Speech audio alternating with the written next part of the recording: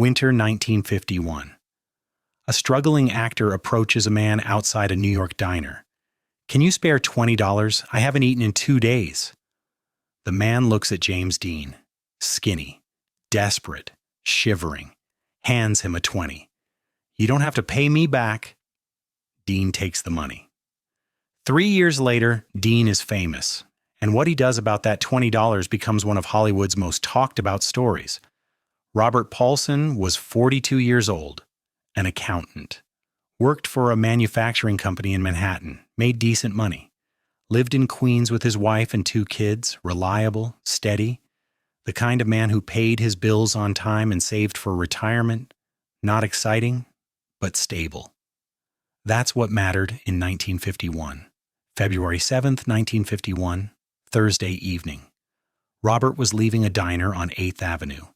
He'd just finished dinner, pot roast, coffee, apple pie, routine weekly meal after work before heading home.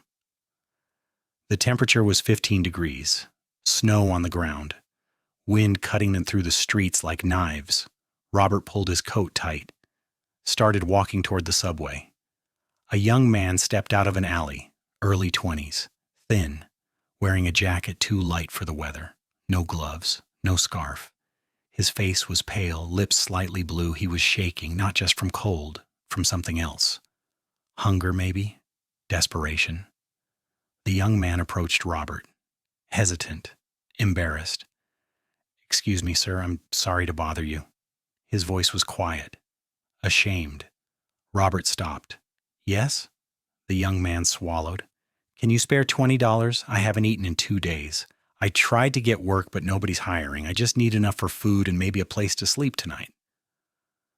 Robert had heard similar requests before. New York was full of people asking for money. Most of the time, Robert said no. Gave them $1, maybe, enough for coffee. But something about this kid made him pause. The way he asked, not demanding, not aggressive, just honest, desperate. Robert looked at him carefully. "You're not from here." "Indiana," the young man said. "I came here to be an actor. It's not going well." Robert almost smiled.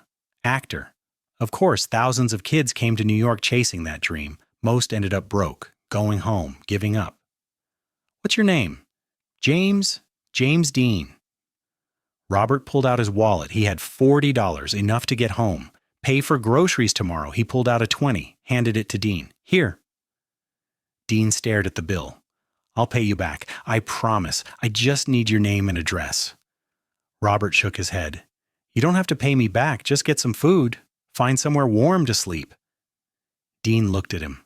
"No, I'll pay you back. I need your name." Robert didn't think he'd ever see this kid again. But there was something in Dean's eyes, pride, determination, a refusal to take charity. "Robert Paulson, 143 Maple Street, Queens." Dean repeated it. "Robert Paulson, 143 Maple Street, Queens." Then he pulled a small notebook from his pocket, wrote it down with a pencil stub. "I'll remember this. I'll pay you back." "Sure, kid," Robert said. He didn't believe it. But he appreciated the sentiment. Dean pocketed the money. "Thank you. Really. You don't know what this means." Robert nodded. "Good luck with the acting." Dean smiled. "I'm going to make it, I promise, and when I do, you'll be the first person I pay back." Robert watched him walk away, disappear into the New York night. He went home, told his wife the story over dinner. She shook her head. "You're too soft. That boy probably spent it on liquor." "Maybe," Robert said, "but he looked hungry and cold, and I had the money." He didn't think about it again. $20 wasn't going to change his life, and that kid would probably never make it as an actor. That's just how New York worked. Dreams died here, regularly. 3 years passed. Robert kept working. His kids grew. Life continued. Routine, predictable, safe. In spring 1954, Robert's wife came home excited. "Did you see the new movie? East of Eden?" Everyone's talking about it. This new actor, James Dean. Robert looked up from his newspaper. "James Dean?" His wife nodded. He's incredible, so intense, different from anyone else. Robert thought about the name. It sounded familiar, but he couldn't place it. Is he from New York? I don't know. Indiana, maybe. Why? Robert shook his head. No reason. But that night, he couldn't stop thinking about it. James Dean, Indiana, actor. Could it be the same kid? The one who borrowed $20? No, that was impossible. That kid was starving, desperate. This James Dean was a star. They couldn't be the same person.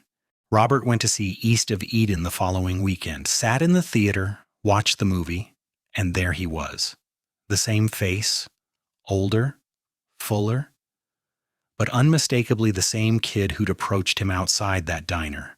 Robert sat in shock. That broke kid, that desperate actor, was now on screen, being called the next Brando. Robert went home, told his wife, "That's him. That's the kid I gave $20 to." His wife laughed. "That's nice, dear." She didn't believe him. Why would she? It sounded ridiculous, but Robert knew. He'd looked into those eyes 3 years ago, seen the hunger, the determination, and now those same eyes were 30 feet tall on a movie screen. Robert didn't expect anything. The kid had probably forgotten, probably given money to dozens of people over the years. $20 was nothing to a Hollywood star. 3 months later, August 1954, Robert came home from work. His wife was in the kitchen, holding an envelope. Her face was pale. "Robert, this came for you today." Robert took the envelope. Expensive paper. His name and address typed perfectly. New York postmark. He opened it. Inside was a letter, typed, professional, and a check. The letter read, "Mr. Paulson, 3 years ago, you gave me $20 outside a diner on 8th Avenue. You told me I didn't have to pay you back, but I told you I would. I'm a man of my word. Enclosed is a check for $1,000. The original 20 plus interest for believing in me when nobody else did. You didn't just give me money that night. You gave me hope. You treated me like a person when I felt invisible. That meant more than food or shelter. It meant someone saw me, someone cared. I never forgot your name, your address, your kindness. Thank you. James Dean." Robert stared at the check. $1,000. His annual salary was $3,000. This was a third of his yearly income, from a kid he'd given $20 to 3 years ago. His wife read the letter over his shoulder, started crying. "Oh my God, Robert! Oh my God!" Robert sat down, still holding the check, still processing. Dean had remembered, kept his promise, paid him back 50 times over. But it wasn't about the money. It was about the fact that a Hollywood star, someone famous, someone who could have forgotten, who could have dismissed it as nothing, had remembered, had cared enough to find him, to keep his word. If stories like this matter to you, you'll find more of them here. Robert wrote back immediately. Thanked Dean, said the check was too much. That $20 was enough. But Dean wrote back again, insisted, said it wasn't about the money. It was about the principle, about showing gratitude, about never forgetting where you came from or who helped you get there. The letters went back and forth a few times, then stopped. Dean was busy filming Rebel Without a Cause, then Giant, becoming bigger, more famous. Robert cashed the check, used it to buy his kids new clothes, pay down the mortgage, take his wife on a vacation, things they couldn't normally afford. September 30th, 1955. Robert was at work when someone told him. James Dean, dead, car crash. Robert sat at his desk, couldn't breathe. That kid, that hungry, desperate kid who'd promised to pay him back, gone at 24. Robert went home early, told his wife. They both cried. Not for James Dean the star, for Jimmy, the kid who'd kept his promise, who'd remembered kindness in a cold city. Robert kept the letters, framed them, put them on his wall. When people asked about them, he'd tell the story. The diner, the $20, the check 3 years later. Most people didn't believe him, thought he was exaggerating, making it up. But Robert had the letters, the check stub, proof that it happened, proof that James Dean had been exactly the kind of person he seemed to be on screen, real, honest, true to his word. In 1962, a journalist heard the story, asked to interview Robert. Robert agreed. The story was published in a small magazine, The Day James Dean Kept His Promise. It got attention. Other journalists followed up, asked Robert to tell it again and again. Robert always did, because it wasn't about him, it was about Dean, about the kind of person who remembered a stranger's kindness, who kept his word even when nobody would have known or cared if he didn't. Over the years, other stories emerged. Other people Dean had helped, actors he'd given money to, crew members he'd supported, friends he'd never forgotten. It became part of his legend, not just the rebel, not just the star, but the guy who remembered where he came from, who treated people with respect, who kept his promises. Robert lived to be 82, died in 1991. At his funeral, his children told the story about the night their father gave a stranger $20, about the check that came 3 years later, about James Dean keeping his word. One of Robert's grandchildren asked, "Did Grandpa ever regret giving him the money?" Robert's wife shook her head. Never. Not once. He said it was the best $20 he ever spent. Not because of what he got back, but because it reminded him that kindness matters, that you never know who you're helping, that a small gesture can change everything. Do you think Dean would have kept his promise if he hadn't become famous?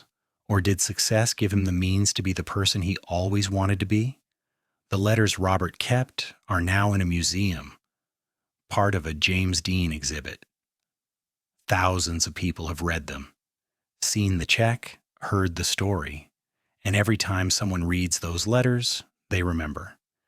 The James Dean wasn't just a face on a screen. He was a person who borrowed $20 when he was desperate, who remembered the name and address of the man who helped him, who kept his word when he could have forgotten, who understood that gratitude matters, that kindness should be repaid, that the people who help you when you have nothing deserve to be remembered when you have everything. That was the night a stranger gave James Dean $20 outside a diner. And 3 years later, Dean proved that some people never forget. That fame doesn't erase where you came from. That a promise made in desperation is still a promise. And that the way you treat people when you're struggling defines who you are when you succeed.